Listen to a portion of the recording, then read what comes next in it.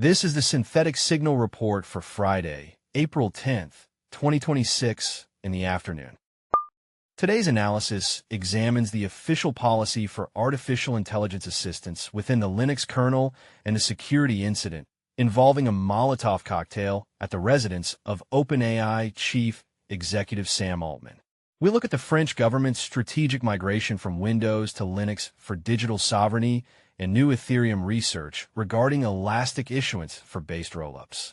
This report also covers the latest developments in CAR-T therapy for autoimmunity, a significant row hammer attack targeting GPU hardware, and a new benchmark for audio physics, grounding, and video generation. The Linux kernel development team has formally established a set of guidelines regarding the use of artificial intelligence assistance in the coding process. This new documentation, authored by Linus Torvalds and the core maintainers, addresses the risks associated with automated code generation. The policy emphasizes that while tools like GitHub Copilot or ChatGPT can be used, the human contributor remains entirely responsible for the technical correctness and license compliance of the code. The documentation outlines a specific how-to for identifying AI-generated content. Contributors are now encouraged to state if a patch was authored or significantly assisted by an automated system. The primary technical concern is hallucinated code that looks correct but fails to account for the complex memory management and concurrency requirements of the kernel. This is an update to previous informal discussions within the mailing list, moving the kernel toward a trust but verify stance.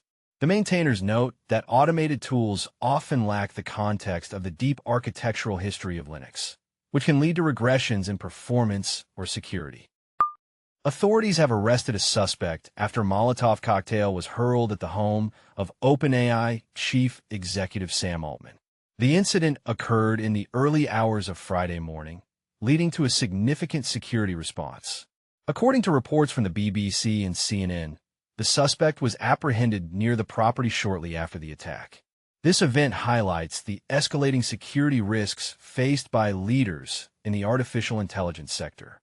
While no injuries were reported, the incident has prompted a review of personal protection protocols for high-profile tech executives. This is not the first time OpenAI leadership has been targeted, but it represents a physical escalation compared to previous digital threats or protests. Investigative teams are currently analyzing the suspect's motivations and potential links to extremist anti-AI groups. The French government has announced a comprehensive plan to transition its official computer systems from Microsoft Windows to Linux. Minister David Amiel stated that the move is designed to regain control of our digital destiny and reduce the state's reliance on United States technology companies. This is a grounded, analytical shift toward national digital sovereignty.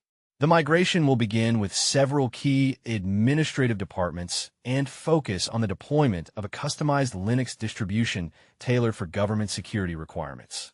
This policy is a response to long-standing concerns regarding data telemetry in proprietary operating systems and the potential for foreign intelligence access. By moving to open-source infrastructure, France aims to ensure that its internal communications and citizen data are managed on transparent, locally auditable systems. New research published on the Ethereum forum proposes a shift from sound money scarcity to a velocity model for Layer 1 issuance. The paper identifies a security-to-value gap in current-based rollups, which delegate their sequencing and security to the Ethereum mainnet. The core technical problem is that if the productivity of a Layer 2 rollup outpaces the market capitalization of the Layer 1 network, the entire system becomes a honeypot for 51% attacks. To solve this, researchers suggest an elastic supply mechanism. This would adjust the issuance of new tokens based on the network's security requirements and liquidity needs. By bridging this gap, the network can maintain economic stability even as the Layer 2 ecosystem grows exponentially. This is a signal from the future. Researchers have released a new benchmark called PHYV Bench, which targets physically grounded text-to-audio video generation. This is an under-the-radar development because it addresses a major failure in current generative models, the inability to produce sounds that match the laws of physics. Most current models focus on temporal synchronization, making sure a sound happens when a visual action occurs. However, they often fail to generate sounds that match the physical properties of objects, such as the specific timbre of a glass breaking versus a wooden block falling. PHYV Bench provides a rigorous testing framework for audio physics grounding. It forces models to simulate realistic acoustic environments based on the mass, velocity, and material of the objects in a video.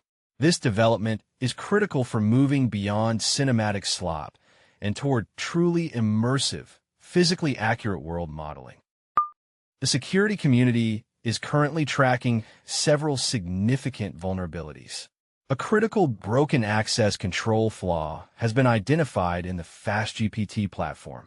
This vulnerability allows an authenticated team to execute applications belonging to other teams by simply changing the application identification number. Microsoft Edge users on Android are being warned about a user interface misrepresentation flaw. This vulnerability allows an unauthorized attacker to perform spoofing attacks by misrepresenting critical information within the browser. Additionally, a flaw in the temporal gRPC server has been identified. When certain authorization modules are configured, the streaming interceptor chain fails to enforce proper authentication, potentially exposing streaming RPC calls. In the tool space, interest is growing in P2P communication frameworks like AmniEx and Keat. These systems focus on true end-to-end encryption without central servers, which is gaining traction as national governments increase internet censorship and surveillance. Finally, the chip industry is monitoring a new rowhammer attack that targets GPU memory. This is a significant development, as it demonstrates that hardware-level bit-flipping attacks are no longer limited to standard system memory, posing a fresh risk to high-performance computing clusters. This concludes the synthetic signal report for Friday.